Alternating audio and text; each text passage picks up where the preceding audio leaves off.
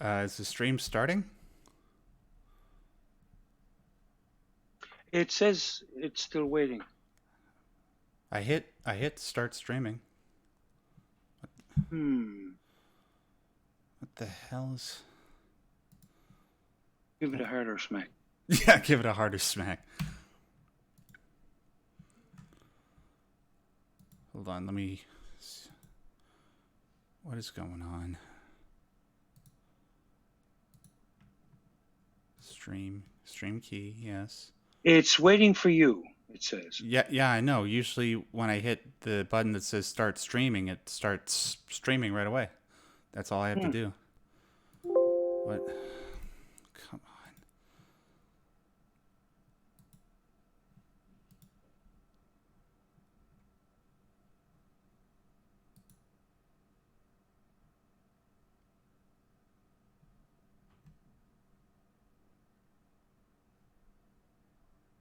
Okay. Well, I'm gonna stop streaming.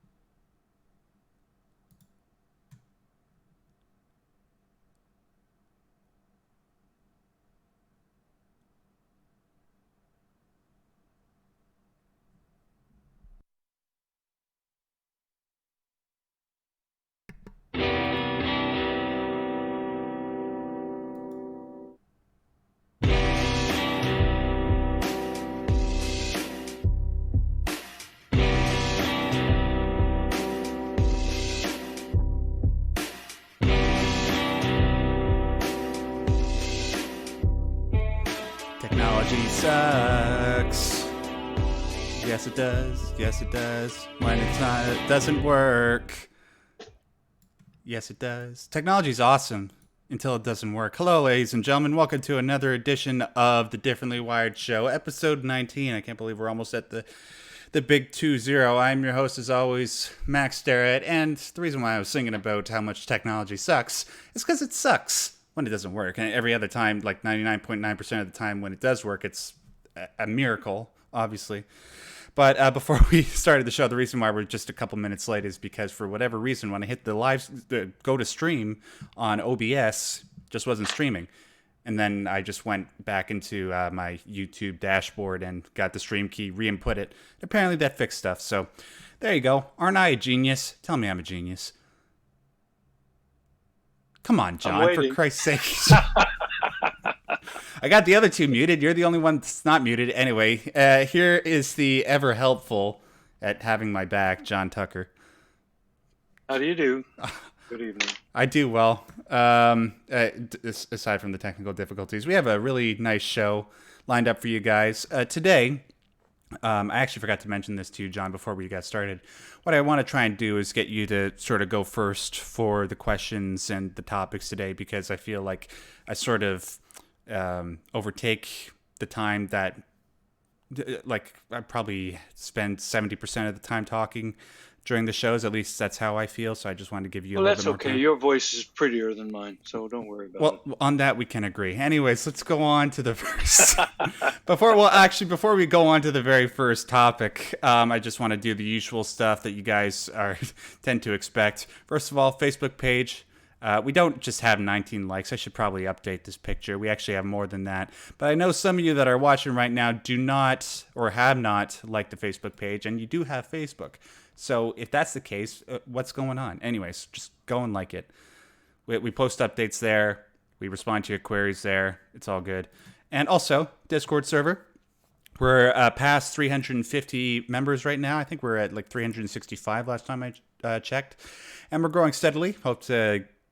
My goal is to get over 400 by the end of the month, which would be pretty cool. Great community in the Discord server. Everybody's still very, very friendly, very, very helpful. And I love you all. I love you all dearly. Thanks for watching my stuff and making me feel useful.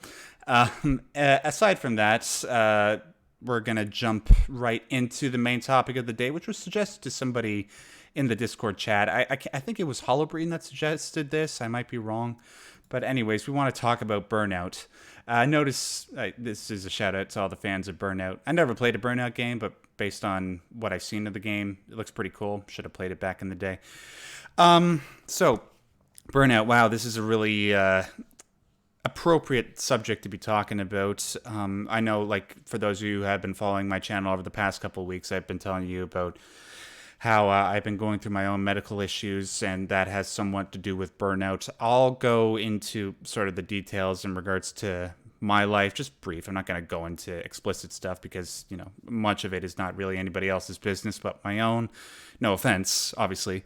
But I sort of wanted to, like I said, pass things off to John. Obviously, I think a lot of the reason why people come to you in the first place is because they are mentally exhausted and, by extension, sometimes physically exhausted. And I just sort of wanted to understand from you what some of the main causes are that cause burnout and some of the strategies you use to sort of elevate people beyond that. Okay, fair enough. Burnout is almost too gentle a word for what is going on here. Yeah.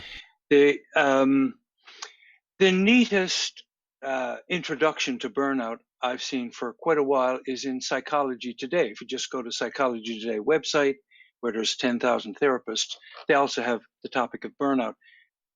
And they say burnout is not simply a result of long hours. The cynicism, depression, and lethargy of burnout can occur when a person is not in control of how the job is being carried out. If you're differently wired, being not in control is quite often the case, regardless of the job, regardless of what you're doing. So you're under the stress of burnout causing things a lot, in some cases all the time. The terrible part of it is, and it's summed up nicely in that first sentence by Psychology Today, is cynicism, desperation, and in the depressed state, and the lethargy can often, in many of my clients, it leads to almost no motivation to do anything. When the depression is gone, there's nothing left. They still don't have the motivation to work. Equally pressing is a working toward a goal that doesn't resonate. If you're differently wired, you've got to be doing stuff you like to do. You can't be following somebody else's direction. So you have to take the time to work out what makes you happy to do it. Or you're going to face, as they say in this article, a mountain of mental and physical health problems. And so the critical piece of this is purposeful work, have meaning in the work. Absolutely, money is not the main motivator for most people. Maybe for some it is. Maybe being famous is. But if you're not happy with what you're doing, and most importantly, if you don't feel a sense of autonomy, like I can do this, this is my area, this is what I control. I don't get much money, but I'm in charge of this thing. So if you ever imagine a workplace where the boss watches everything you're doing and you're constantly not quite right, that's the kiss of death. You really got to get out of that situation. So that's my take on the burnout, is what it leads to. And there's a suggestion here of getting control of your life, getting control of your desk as a way through that. So that's my first sort of comment on burnout. Yeah. You essentially hit on the few of the most basic elements of what causes burnout. The feeling that you're not in control of the situation, how other people are controlling your work situation, how even though you might be quite successful, you might be hardworking, you might make a lot of money.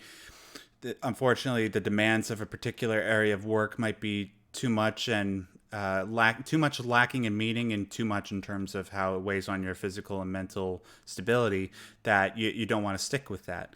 In regards to myself, I'll speak briefly on the subject of being a YouTuber. When I was, right before we did the show, I was looking through the Discord chat rooms, and a frequent user and watcher of my videos, Holobreen, suggested that I watch a video by a guy named Derrat, I think his name is. And he recommended that I watch a video he actually put out, I think it was a couple days ago, on what causes YouTuber burnout.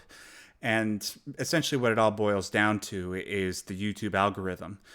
And the way the YouTube algorithm is built is it essentially, I'm trying to boil it down to the most basic of terms. You can go watch Veritasian's video for yourself to get a more detailed rundown. But basically what he... whoa, who's playing the music? It's gone. Okay. Anyways, essentially, what the YouTube algorithm responds to is if you make clickbait titles and you make quick clickbait thumbnails, and enough people click on it when it originally comes out, what it will do is it'll say, okay, we can promote this on the front page and other people's recommended feeds as long as it is sort of in line with other content that gets a lot of views. And then this will drive people to unconsciously click on it and watch that stuff. The problem is it only applies that to certain videos. So, for example, at the beginning of February this year, I did a video called The Most Profound Moment in Gaming. And I think the reason why it was successful is because obviously the title is kind of provocative. Oh, is it really the most profound moment in gaming? And also the thumbnail for it was kind of off-putting in a good way, where it's like, ooh, that's creepy. Let me click on this. Not like the, ooh, that's creepy. I should probably not click on this, right? And as a result, it's my second most viewed video on my channel. It has over 800,000 views. In comparison to most of the videos that I put out ever since February, I think the one video that has had the most views aside from that has only reached upwards of 5,000, right?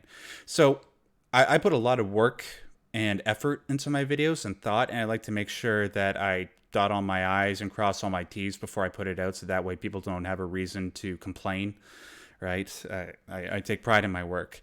But unfortunately, because the amount of work I put into the videos doesn't really reap much reward for me, even though, like, obviously I appreciate the people that do comment. I try to talk to you guys as much, and the people that like it and the people that share it. God bless you all. But unfortunately, if you were to take a 5,000 view video and compare it to 800,000, obviously that's not ideal. And because of all the effort that I'm putting into those other videos, the lack of return causes me to, like John was describing, start to feel lethargic and cynical and just feel like I'm in a deep pool of negativity, right? So the antidote to that, which John sort of alluded to, is okay, you got to approach the work that you're doing in a way that works best for you, in a way that it's meaningful for you. Once you start to play by other people's rules, you open you increase the possibility that you're going to essentially sorry, there's sounds in the background that are distracting me. There's a greater possibility that you will achieve burnout, which is what has been happening to me the last couple of weeks, and I've been trying to seek treatment for it. So in response to this situation, basically what I've just been trying to do in respect to YouTube is go back to the mentality where I'm like, okay, I'm not doing this for the clicks or the views or the money primarily, even though that would be nice, obviously. But I'm doing it because the people that do watch me, the people that are loyal to my channel and watch my content regularly, I do it for you guys because I know you're the guys that get the most value out of it. You understand what I'm trying to do. And whether it's with YouTube or with your own specific fields of expertise, that's what you got to do, right? But it's a lot more difficult than it, like, it's obviously easier said than done. John, I was just wondering if maybe you could cite like an example of a client that you've had where you've implemented that sort of strategy and it's helped. Yeah, well, actually, you are pointing to the problem and very bravely outlining the problem. And that's very helpful because you're actually, you're coming out as a person facing this kind of stress and strain. And that's wonderful. And you've also suggested that actually, if you are dependent on the clicks, that's like depending on, oh, I'm only earning $100,000 and my friend down in the next cubicle is earning 110. I hate it. You know what I mean? Yeah. So it's the wrong kind of motivation. So when you do a YouTube video, if you can ever learn to stand back and say, I am proud of that. That worked great. And for the 6 people that saw it, they loved it.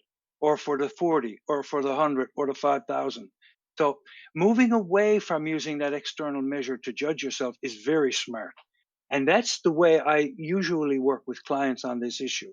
In other words, cut it down to, why are you doing this? What's the beauty of it? Okay, so outside my deck at home, there's bird feeders. There's 4 bird feeders. The birds never thank me. They never give me any money. They don't say a word of thanks. In fact, when I go out to fill the feeders, they run away or fly away. Those So, jerks. jerks, eh? Not great. So, I mean, but I had to learn the lesson of not expecting gratitude or response in a rough school of teaching at a junior high for 10 years when I was very young. And if you're interested in teaching at all, you don't do it because the kids line up after school and say, "Oh, thank you for making me sit down a long time. Oh, thank you for giving me all this homework. Oh, thank you, blah blah." No, they don't. So if you're doing that kind of work for thanks, that's a problem. In fact, if in those days, if you were a teacher for money, it's a problem because there wasn't that much money. So it's nice to get that stuff from within. How do you get it from within?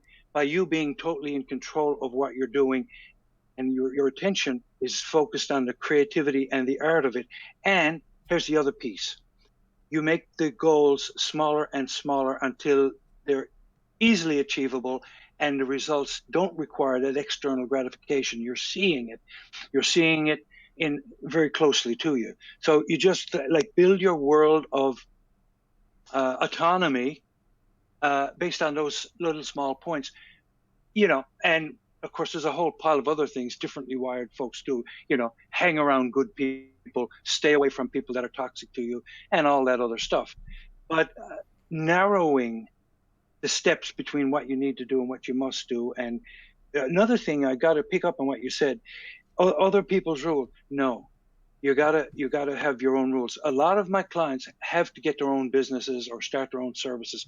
They just can't march to the drum of somebody else. So I think you're heading in a good direction on that. Yeah, I agree. By the way, I'm just looking at the chat right now. Thanks to the people that are showing support for me, especially the people that are howling. Can I see a lot more howls in there? Elena DeHowler says, "Join me in howling in support of Max." I do appreciate it, guys. And just one thing I want to harp on before we move on with this conversation. There's one other thing I wanted to add after this, but just I want to emphasize one thing that John said. Yeah, you got to have small goals in mind first. Obviously, the ideal is to get to a point where you can do what you love while also making money while doing it. Given what I'm doing right now with YouTube, I'm still on my way there. Hopefully, I'll get there one day.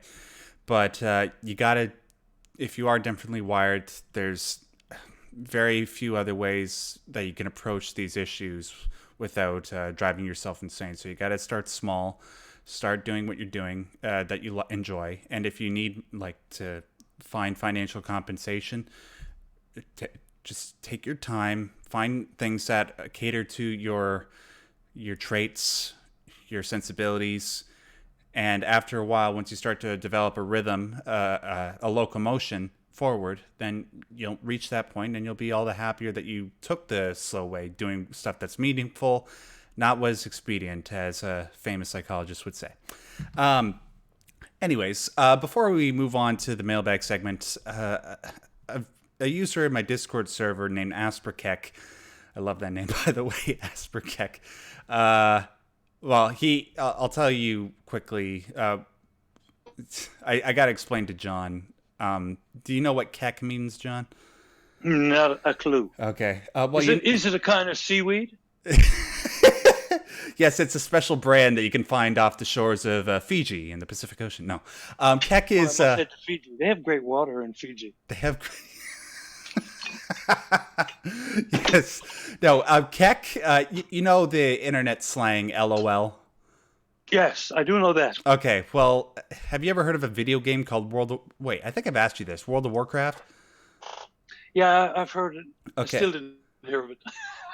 Okay. Well, in World of Warcraft, sorry, we're going off on a tangent here, but I feel this is important stuff, guys. Kek, if there are 2 different factions that you can play in World of Warcraft, one is Alliance and one is Horde. If you're on the Alliance side and you type in LOL, but there's somebody from the Horde that's standing next to you, if you type in the chat box LOL, it'll come up as Kek in the chat. So there's a deep cut for Oh, you, and I'm continuously introducing John to the world of weird ass gaming memes. Anyways, Asperkek. So he sent in a question on Discord just because he wasn't able to be a part of the call-in segment, which we will be doing later. So he just left a brief question for us to read in regards to the subject of burnout. So he says, this is my question. It's simple yet complicated and quite long to explain. I've been diagnosed with autism spectrum disorder and ADHD only 1 year ago. I am 27, so I never could put a word on what I experienced. I would like to know what a meltdown actually is or if I ever experienced it. I found the articles on the internet pretty vague about that topic. I had moments when I felt like I wanted to run away from the situation, cry, and feel really more anxious than usual. Sometimes I need to isolate myself to compose myself in these situations. The best combination for this to happen is unexpected things happening in crowded places together. I reacted like this since childhood, but my parents always made up stories about it and thought it was normal. Oh my god. But I always had totally different experiences when I felt like my senses were literally melting. Visually, I would start to see everything in double and all the different sounds mixed together. I really would like to know what this is. My psychologist has no idea, and I never found anything about this, but this is really concerning. This is the kind of experience that is so strong it can make you believe that hell is on earth. Between the two situations, which one is a meltdown? I understand that a shutdown comes afterward and is a moment when we just barely interact with others, but I found it hard to know what a meltdown actually is, and that's the end of his question. Well, I don't. It's a meltdown, what he just described, right? I mean, like maybe there's a specific term for what he's going through where it's a more intense version of a meltdown, but everything that he just said pretty much constitutes it, right? He's in a situation where his brain is taking on too much information. Sorry for the rhyming. He's in a situation where his brain is taking on too much information. I sound like I'm from Schoolhouse Rock. And basically, your brain can't process it all at once. And as a result, your body starts to shut down until you can process the information that's coming at you and bombarding you. Am I off base here, John? Am I missing something? no, it sounds right to me. I often will notice that people need to turn down the gain. Now, and years ago, I was in the Navy, and we had these radios, which had a volume button, a channel selector button, and a gain button. Mm. The gain was interesting. The gain, you turned it up when you couldn't distinguish stuff and you had to get more noise. But if the volume and the channel are fine, if the gain, Gain, if that button is turned up too high, more information is coming than can be processed. So it's a blur and it's just a noise is what it is. So that's kind of what's happening. But it sounds like Asperkek has also got some sort of visual distortions going on, which sounds to me migraine-like. And Yeah. I'm thinking if I had Asperger's and ADHD and these migraine-like visual things, I would want to talk to a neurologist. Mm-hmm. I would want to talk to somebody like that. Pardon me. Yep. So there may be some particular brain thing that can be quite simply treated that people are not paying attention to. Because I understand that the psychologist wouldn't have an idea what that was because they're not trained in neurobiology necessarily. Sure. They're trained in how things happen. They can assess and so on, but it's psychological. It's not physiological. Yeah, you're not aware of what the chemical processes specifically are causing the problem. Yeah, it could be chemical. It could be some mild traumatic brain injury that had happened sometime. It could be some sort of an infection that's creating a bunch of noise. So it's worth exploring that along a couple of different things. I would sort of start along with the neurophysiologist or the neurobiologist. Yeah. And see if they have a suggestion about that. Yeah, and until that happens, maybe ask your parents if they recall something from your past where you might have had some sort of brain injury. Yeah. Anyways. Yeah, could be a long time ago. So thanks for sending that in, Asperkek. He actually sent in another question, but he said it's okay if we get to it next week because we do have to move on. If you guys have any questions in respect to burnout, I have a recommendation for you, which is, hold on, if OBS will cooperate with me, which is send it to us as a part of our mailbag segments on the Differently Wired show. There are two different mailbag segments. One is obviously the main mailbag segment, where we respond to your emails that you send to us. And if you want to get an email of yours on the show so that John and I can discuss it, just send it to maxderrat@yahoo.ca. That's the email that you see on screen right now. And also, if you want to be a part of the live question sort of mailbag segment towards the end of the show, there are two ways you can do that. One way is by sending a question in through Twitter using the hashtag DifferentlyWired, which you also see on screen right now. Or if you want to support the show while also making sure that your question 100% guaranteed gets read by us, you can send in a super chat. It's a way of donating to the show so that we can continue to build the show and bring it to more people. And also it highlights the comment for us so that way we make sure we don't miss it and we can read it out loud for everybody to hear. With that out of the way, let me just get on to the very first mailbag question, if I can get it up. And the first question comes to us from Luca. And Luca writes, Dear Max and John, my name is Luca. Really? Do you live on the second floor? My name is Luca. I live on the second floor. Sorry, I had to. I posted a comment on the Truth About Asperger's video, and you suggested that I should send you an email for the mailbag. My girlfriend has AS, and we are exactly alike in our behaviors to the point that it actually creeps us out sometimes. I've never known anyone with AS before her, so I didn't know what it was. I started researching it and found myself having nearly all the symptoms. I now want to get a diagnosis, but I don't feel comfortable enough with my current psychologist to talk about it, and she is the only psychologist in my town, and I currently have no money to travel. Do you have any advice on how to bring it into the conversation? Also, they have done a study about being trans and having autism, and they found that transgender people assigned female at birth are more likely to have clinically significant autistic traits. I myself am trans, female to male, and this is interesting to me. What do you think about it? Thank you, and greetings from the Netherlands. Well, first of all, thank you so much for your name being Luca, because you just gave me a gift right now. By the way, just... If you guys have never heard of a musician named Suzanne Vega, she's a lovely musician. Look up her song called Luca. It's one of the most beautiful songs I've ever heard. And you just heard Homer Simpson sing it so joyfully, which is weird because it's a song about child abuse. But anyways, did you hear that when I was playing it, John? I did, and I heard it, and I was entranced by it when it first came out decades ago. Yeah. What was that, late 80s? Oh, probably. I don't know. Yeah. The generations and the decades are all blurred now in my mind. I just remember My Name is Luca, and it was a very sad song. Yeah, but it's a beautiful song, even But though a it's beautiful sad. song. Yeah. Anyways, Yeah. so the subject of what is it? The sorry, what was the? I just lost my train of thought there. Let me just read this. Well, we got we got two questions here. In the first section, Luca has a problem. She wants to discuss her symptoms with her psychologist, but she's not comfortable talking to this person. Oh, yeah. And so, did you want to take over from there? Well, no, like your usual response to that is Psychology Today, right? If they don't feel, yeah. Usually. And if that doesn't work, you can probably go to Google and go online psychology. You're probably slightly better off doing this by distance with somebody, so you've got a kind of an arm's length feeling. You can tell them anything. They don't know you. They're not connected with you. You can you maintain your relationship to the psychologist. By an interesting irony, I was reading in a psychology blog that I follow just today why so many people lie to their therapists. And it's like, in this particular study, 95% of people who've been in therapy admitted to lying at least once to their therapist. And then they gave the reasons: shame, they didn't want to disappoint their therapist, a whole host of reasons. Or in some cases, they didn't think the therapist could handle the work anyway.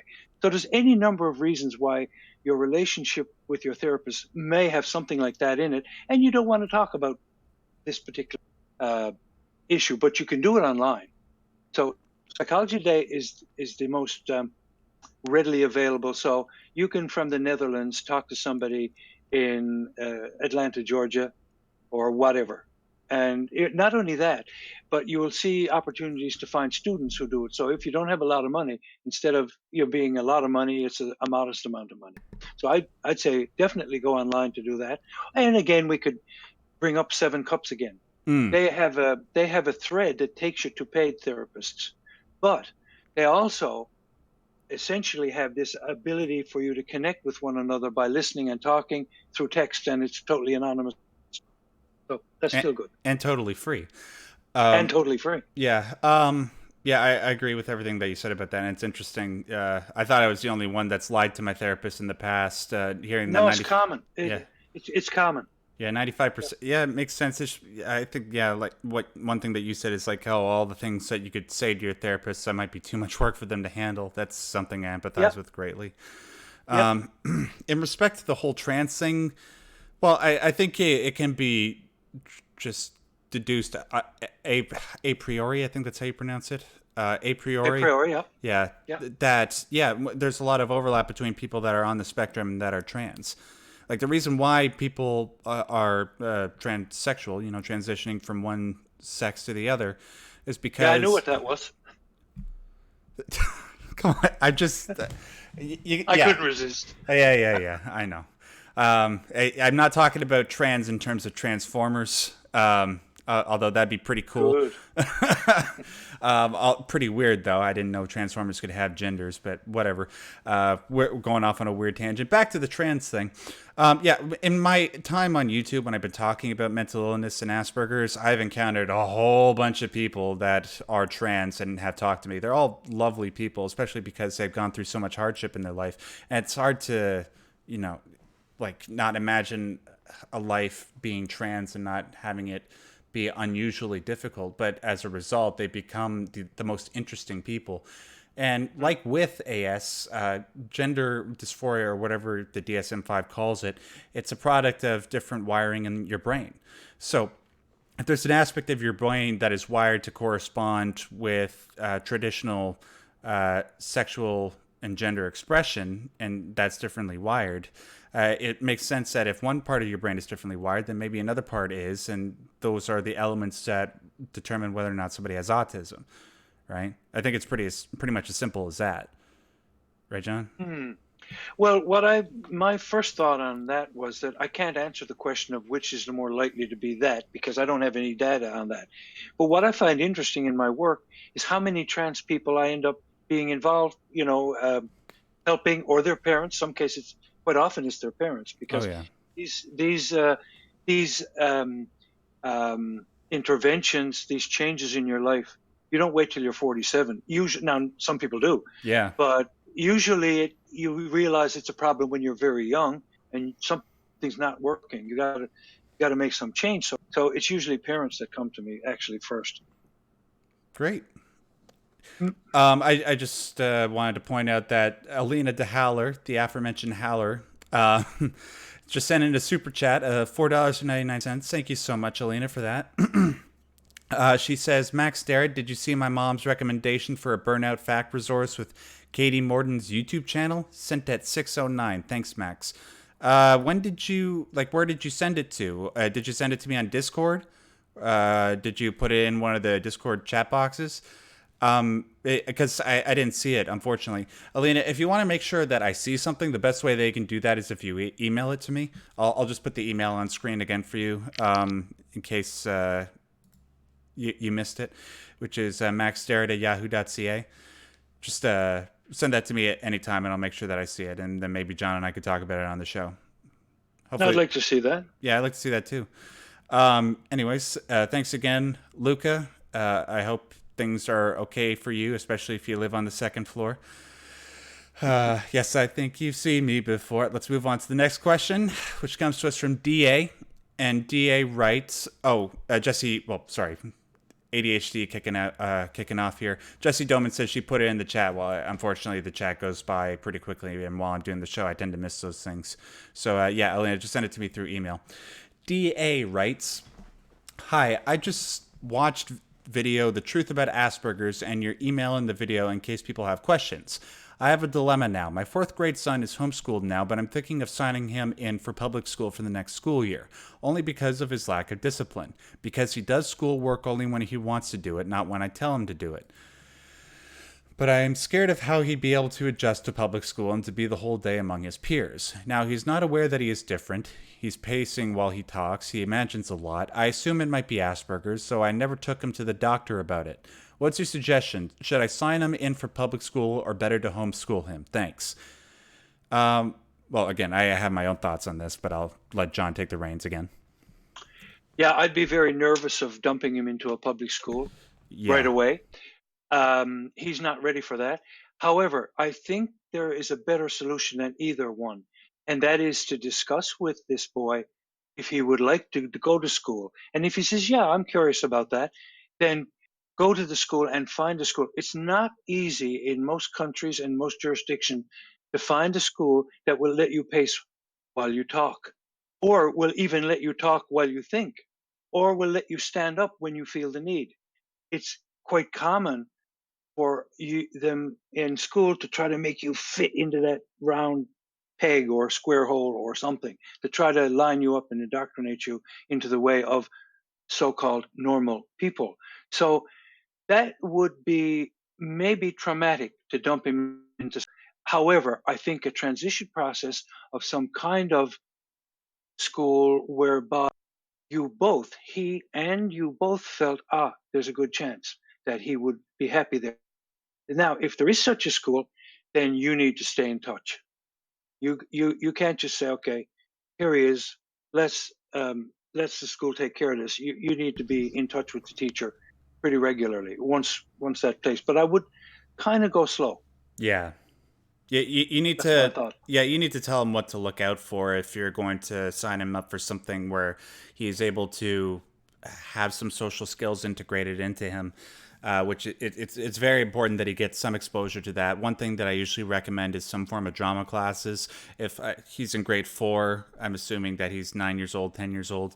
Around that time, that was the first time that I actually started taking drama classes, and I found them to be exceptionally rewarding and enjoyable, and it was a great learning experience, even though I hated at first the whole social aspect of it.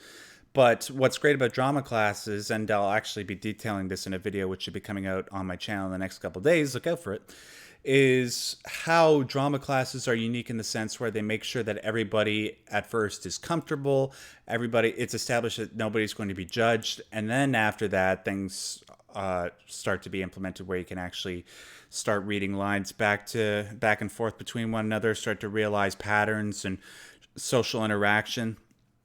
So that's one suggestion. And I just want to echo what John said about public school. I just, after all the problems that I've had in regards to autism and making my parents aware of what happened to me when I was in school, when I talked about it to them afterwards, they said, God, if I knew what was going on in schools with you in regards to what they were teaching you as well as how they were treating you, I would have homeschooled you myself, no problem. Right? And it's a shame that things are the way they are there. But yeah, I'd recommend, like John said, obviously first talk to him, see how he feels about the concept of school. And maybe at first entertain the idea of something like a public school setting, but obviously you'll have to experiment with multiple different things to figure out what works best for him and where he can succeed best. Anyways, that was that question. What time is it? 7:30. Okay, you know what? I think we're just going to save the third mailbag question for next week because we have a couple of people on the line for our call-in segment. Now, what is a call-in segment? Well, I'm glad you asked. Even though nobody asked. I'm not a schizophrenic, I promise. No, I was asking all the time. Totally asking. Anyways, the call-in segment, what is it? Well, every week we want to go into our Discord server and put out a notification. Hey guys, if you want to talk to John and I directly, all you have to do is go into the call-in text chat in the Discord server, put in your name, and then you guys can be a part of the segment. And we really enjoy doing this because it gives us some one-on-one time with the people that are dedicated to the show, that listen regularly and have problems of their own. And it's a great experience always. It's actually a rather educational, enlightened experience every week that we do it. So first of all, we have two people on the line currently. I'm going to unmute the first one, and he is Harry. He has been on the show before. Harry, say hello. Hi. What's poppin', player? Very good, thank you. What'd you want to talk about? Well, sir, I have to say sorry if I don't bless you. Sorry, I excuse that really violent cough. I just I thought I hit the mute button, but it didn't mute. Okay, first I have to be sorry if I don't speak too properly because I've just had a surgery on my nose last Monday, so I cannot speak really well. That's okay, dude. Take your time. Okay. Okay. So the subject you guys were talking about is about burnout. It's pretty important to detect a burnout. Because I actually I had a burnout last year, which was the occasion I started getting counseling and getting a therapist. I was on a job that didn't fulfill me. I just believe that I was doing was not important. The payment was not even high. Was really low, and and the treatment from my boss wasn't really good. It wasn't a really stressful job. It was really easy though. But I just didn't have to. Let me explain better. I just didn't feel that that I was important to the job. I mean, yeah, yeah, and that's pretty important for me. Really important in my job. And yeah, that's pretty the whole process. That's pretty much the reason I started a whole process with a therapist last October. Yeah, I feel you there, man. See, when it comes to work that I do, I always like to make sure that I'm given the opportunity to show how far I'm willing to go to demonstrate my talents and to be of value to people. And in a lot of the jobs that I've had, God, my throat is tripping so bad. Excuse me, sorry guys. In a lot of the jobs that I've had, I haven't really had the opportunity to do so because with a lot of the jobs that you start off with when you're starting to get into the workforce, you're basically just one cog in a little machine, and you're basically just in a little machine, in a big machine, and you're basically just put there to do one job, not really excel, not really think about ways to improve the working environment or for yourself or for other people to be much more productive. You're just there to do it mindlessly, right? Which is why I'm glad about the job that I'm doing right now, because I am actually given an opportunity and a circumstance where I am actually able to excel.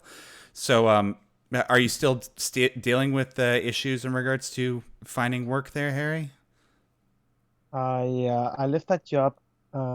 I actually didn't left it. My contract just finished. It was in practice from the career. I'm a I had a bachelor of mechanical engineering. Oh, cool. Yeah. So what, like, ideally, what would you like to do with that? I would like to have a job that I feel that I'm doing important stuff, that I actually contributing to the company, and that's pretty much it. Well, like, I see, unfortunately, when you say mechanical engineering, that sounds as foreign to me as if somebody were speaking a completely different language to me. So I don't know, like, what exactly you would be, like, what types of jobs are Oh involved in yeah. mechanical. Yeah. Oh yeah, I would like to work on an aeronautics company, or maybe automotive. But it's really hard to find a job, especially if you're you guys just graduated. You have to seek for experience first. Yeah, I guess you have to build up that experience before people can start to trust you. Mm-hmm. Is there like a way to create your own opportunities when it comes to mechanical engineering? Like, how easy or difficult would that be? Uh, it is a little bit hard. Uh, but it's usually doable. I mean, you can do it. Yeah, I'm just trying to like figure out a way where we can suggest potential strategies to help you avoid those jobs that are so draining on your soul. You know what I mean, man? Um, Yeah. John, have you dealt with anybody in mechanical engineering?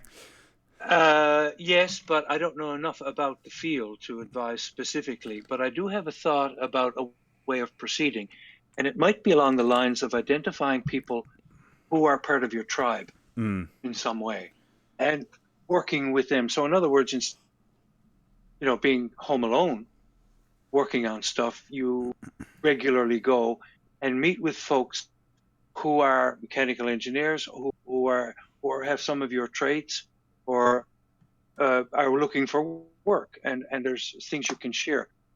So you can do that a number of ways. You can, I don't know, what country are you in, Harry? Colombia. Which one? Colombia? Yeah. Whoa. Okay. So you can probably use the meetup group strategy to identify.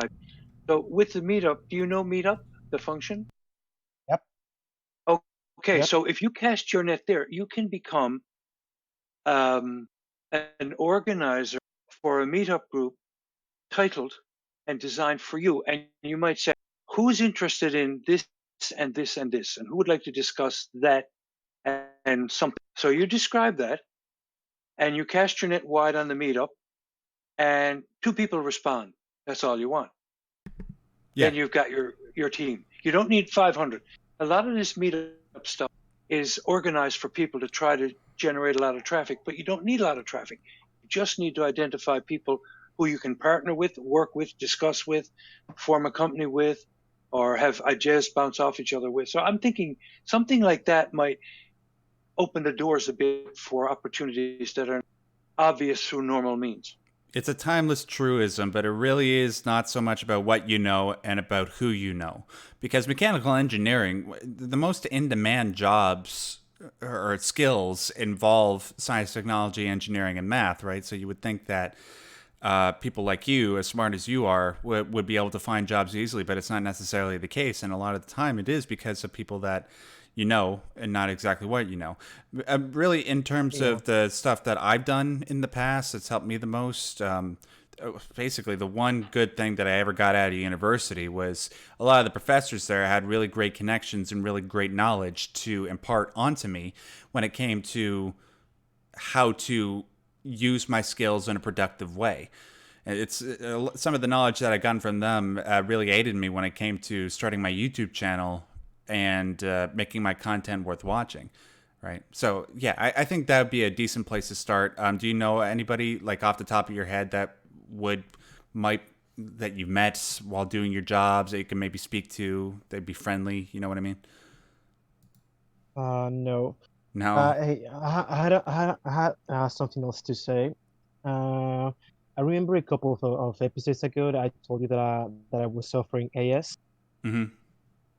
Well, the results, it actually turns out I saw a neurologist, and I even had a magnetic resonance, and they found out everything was normal in my head. And the neurologist didn't actually tell me that I had AS, but but uh but um but it's just that I'm confused because I know that I'm suffering from some symptoms of AS, but they actually found out that I actually have general anxiety.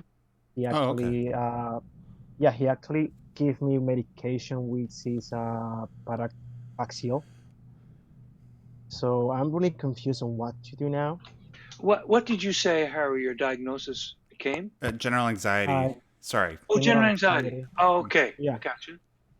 Yeah. Well, that often goes with those kinds of conditions. But the more I am in this field, the more I realize that nobody perfectly fits any classic definition of anything. There's always overlap. There's always a little blur.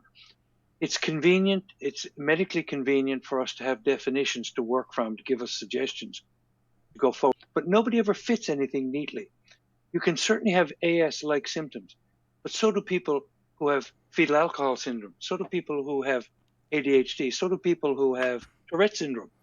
They're all sort of on that spectrum of neurobiological things that interfere with this, your presentation to the world.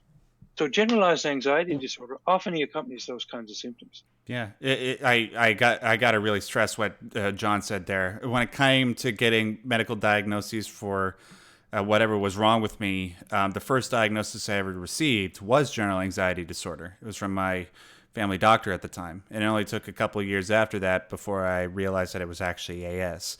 So, Yeah, the thing is that I actually had a magnetic resonance in my brain, and they found out everything was normal in my head. okay, but that's interesting. Like, even like it, I don't understand necessarily how this works, but John, if I were to get a magnetic resonance on my brain, wouldn't things still look normal? Yeah, I think so. Yeah, I'm not medically competent to qualify, but I don't think you can use an MRI to discount or AS or any of these neurobiologies, really, because they come from clinical observation and, in some cases, exhaustive psychological style tests and yeah, so on. And what was he like as a kid? What was he like now? And what's his teacher say? What's his mom say? And then a clinical decision is rendered. Not sure people use. They maybe in some countries they do. I've never heard of that. So I think you're better off thinking about the things that are interfering with what you're trying to do and deal directly with them. So you should get somebody like a coach or a health navigator, somebody who is in health services who is not too engaged in labels, but more engaged in getting stuff done with you. Yeah. So it's Right like now, a practical kind of approach. I think you might be better with that. yeah. Right now, I'm gonna go down with the road of Paxil, which is what my neurologist medicated me with. okay, Mm-hmm. That was after a really consensus. I mean, I was talking to myself and I was thinking about it for a whole week, and I have just decided that that I'm going down that way. But first, okay. Well, that's fine, dude. Maybe that's something that you need. Unfortunately, might take a little while to. Uh, it's just the nature of what happens when you take psychiatric drugs. You might be fine with the first one. You might have to try a couple. Just keep us posted. Like we're very interested in trying to help you. Take John's yeah, suggestion about meetups, talk to people, figure out ways that you can move forward, and maybe you'll be able to alleviate some of that anxiety burden. You know what I mean? yeah. I'm sorry for taking too much time. No, no, no, no, no, no, dude. It's totally okay. Please come back and talk to us anytime. We love talking to you. Yeah, okay. Thank Okay, you. all right, no problem. Yeah, so thanks so much for that, Harry. We have a few minutes left in the show. We got to move on to our last caller, and that is a new time caller, I believe. Pedroff is his name. Is that okay if we call you Pedroff? You got to unmute your mic. Yeah, there you go. Oh, yes, it's fine. Call me as you. Honestly, I don't mind. Is it okay if I call you Bob? It's just easier, you know, mentally to anyway. No, I'm kidding. We'll call you Pedroff. All right. So, what do you want to talk about, Pedro? I think mostly about my because it's been a source of Sorry, about your what? You sort of cut out there. Pedro? uni- Oh, Hi. hi. Yeah. Discord was acting up there. Sorry. Start again, dude. Oh, my university. Yeah. I've basically school last year, and since November when I started taking my exams, I've had and it has been very. Ah, jeez. I Pedroff, I don't know what's going on, dude, but your Discord is oh cutting out like big time. Here, we'll try it one more time, okay? And if like John, you okay. can't understand what he's saying either, right? No, I can't. But I think it might be better if we can't. If the technology is going to fail us, it might be better if Petrov sends us a note in the email. That way, we'll be able to get it. Okay. Something going on with the transmission here. Yeah, this is unfortunately Discord. It tends to do this from time to time. See, for the most part, I like Discord just because 90 to 95% of the time that the consistency of the quality is pretty good, but then there will be times where it just consistently drops out, and it happens to me even when I'm doing these shows or these streams sometimes where I'll be fine, and then for like 2 minutes straight my Discord will just mess up on me. But anyways, we'll try one more time, Pedrov, and if that doesn't work, then we'll just ask if you can maybe send us in an email. Okay, so one more time. Okay. So I've started taking my exams to enter university by November, Okay. and since then I've had very little rest Okay. because by January, when I finished my final exams, the results came out, and I was admitted into a university.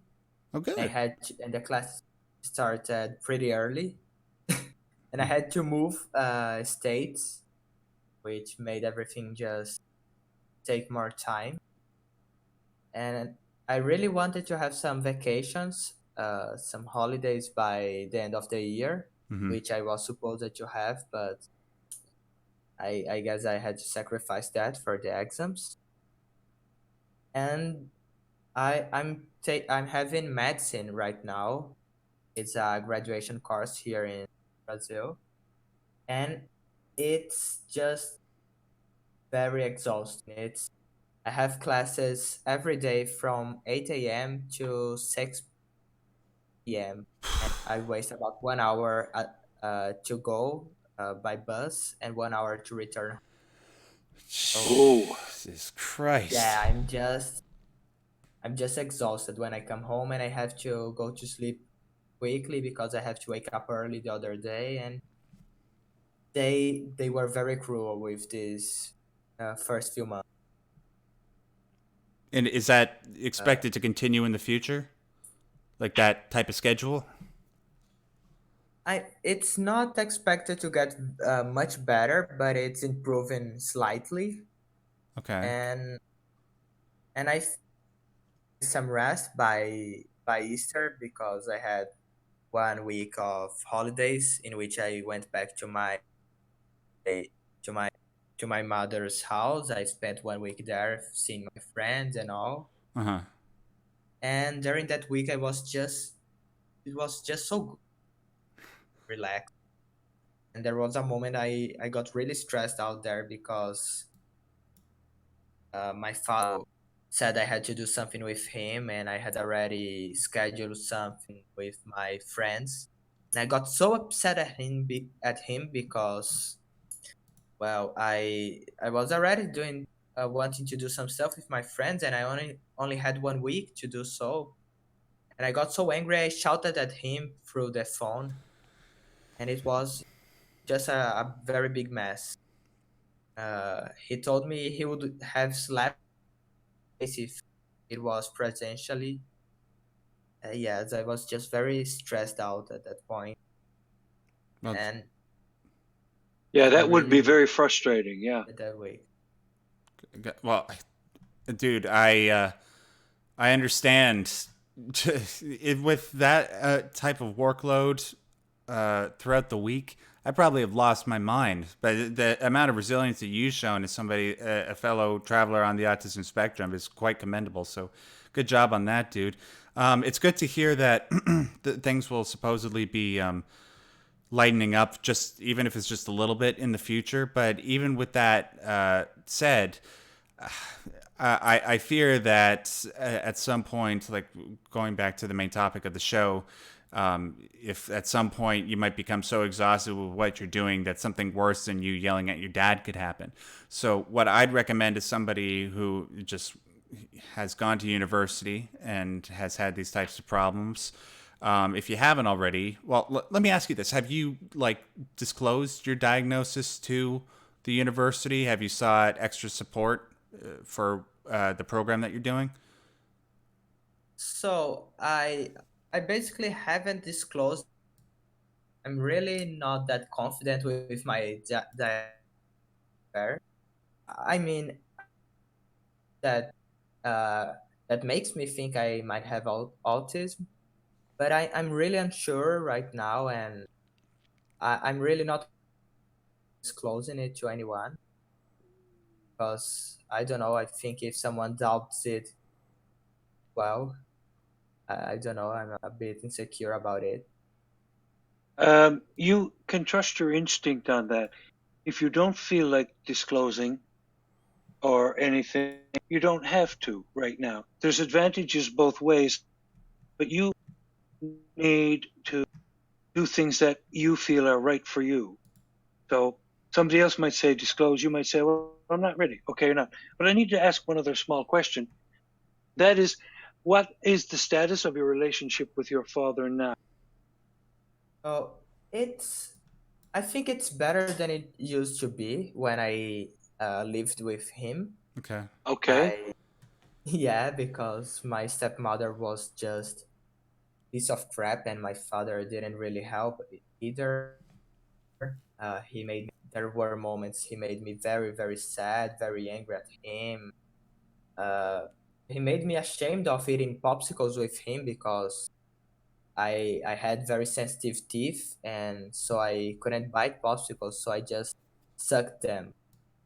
Well, he made comparisons there. Oh, Yeah, yeah, he did that, and so he was this kind of person that was somewhat annoying to the moment. And right now, I think it's the best moment, the best situation in my mean, and I think it's because I don't speak and don't have to live with him more. okay. Absence makes the heart grow fonder sometimes. Yeah, exactly. You begin to appreciate people when you don't have to put up with them so much. It's just kind of easier. Yeah. So you start to remember the better things, but it's good that that relationship is okay, or more or less improved. That's important because that's a kind of a lifelong one. But it seems to me you are working a little bit too hard without much relief from it. So you need, I believe, to find small ways to unwind and take care of yourself. You know, the book, Max, we're often fond of looking at the Jordan Peterson's book as chapter 2. Treat yourself as someone you're responsible for taking care of is the basic message. Yeah. In other words, you treat yourself well, to take care of yourself. Otherwise, things won't work well. So you sort of say to yourself, what do I need to do to unwind, relax? Is it yoga, qigong, mixed martial arts? Is it walks in the forest? They found it helps your brain, by the way, to be around green stuff. You need walks in the park. They've actually discovered that. We know walking in the country is nice, but there's physiological and psychological reasons for being in nature helping you, stuff like that. Mm-hmm. So there may be, even though it seems like you've got too much to do, you've got to take some time to pamper yourself. Yeah. So just pretend like you're looking at somebody else who's going through the exact same situation that you're going through. And with all your intellect that you're putting forward towards your work, think about, okay, use that mental energy towards, okay, what would I do to help that person? That's a good way to do it. Yeah. And apply that to yourself. There are a couple different strategies, like as somebody on a university campus that you could use, like what John recommended to Harry. Maybe you could seek out a coach. Coaches, John has helped me a lot when it comes to being on top of my schoolwork, advocating for me towards my university or my employers when it comes to convincing them that, hey, this guy needs these accommodations. And what's better is if he gets these accommodations, you'll be all the more grateful for it because he'll perform so much better, because it's pretty much inherent in the nature of people that are on the spectrum or that are differently wired in any way. You know what I mean, man? The other thing about the coach is wonderful if you can afford it, but if you can't, there may be a person who you can barter services with, or you can help one another, or you may be both differently wired, and support one another, like body double stuff where you sit to study together or talk about stuff. Something like that is very good, especially if you can afford to pay. a professional kind of person. What do you think, Pedro? Yeah, I sense, and now that I'm getting slightly more time, it might make sense to use a bit of it to seek help in this. Mm. And about someone informally, I have a really good friend to it almost daily, and it's really good. She helps me a lot with. I can share That's the good. moments I get frustrated Yeah, with universe. yeah, that's important. Okay. So yeah, reach out to that person. Maybe come back to us on another show during the call-in segment, or send us in an email, and then we can uh, sort of make those little steps that John was alluding to before. How does that sound? Sounds nice, and I think if I write an email, I can put some details on some stuff that's been bothering me. That has living by myself now, Mm. actually sharing an apartment, which is a bit more complicated than being by myself. Oh yeah, I know, You dude. could So write yes, you can write any number of emails. In fact, it's kind of helpful if people write short-ish emails on a single topic, and then we'll deal with that topic. You could then write another email on another occasion, which deals with the problem of living in an apartment or something like that. So you could write. I mean, I'd love the mailbag to be overflowing and full of stuff, because that gives us enough time to think about what somebody has said rather than just react in a moment. So that's a really good idea. Yeah, absolutely. I definitely echo what John said there. Anyways, we're gone a little bit over time, Pedro, but thank you so much for well, choosing to come on the show. We really loved hearing what you had to say. It's fascinating. thank you a lot as well for this time here. It's very nice to be able to talk my experience. This- so yes, yes. All right. And by the way, I love Brazil, not just because of the people and the culture, but also because the top 5 countries that watch my videos, for some reason, Brazil is number 5. So Oh, Wow. peculiar. yeah, thank you for contributing to that statistic. Although, yeah. Anyways, thank you so much, Petrov. We're gonna finish the show right now. I'm just gonna mute you there. So thank you to everybody that decided to tune in for this edition of the Differently Wired show. Before you go, I just want to remind you guys, if you want to send in an email, there are 2 ways that you can do it. One way is by using the email that you see on screen now, which is maxderrat@yahoo.ca.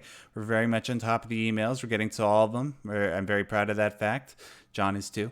And also, actually, I should probably, well, we won't have any time for the Twitter questions. If we have any under the hashtag, we'll read them off at the beginning of next week's show.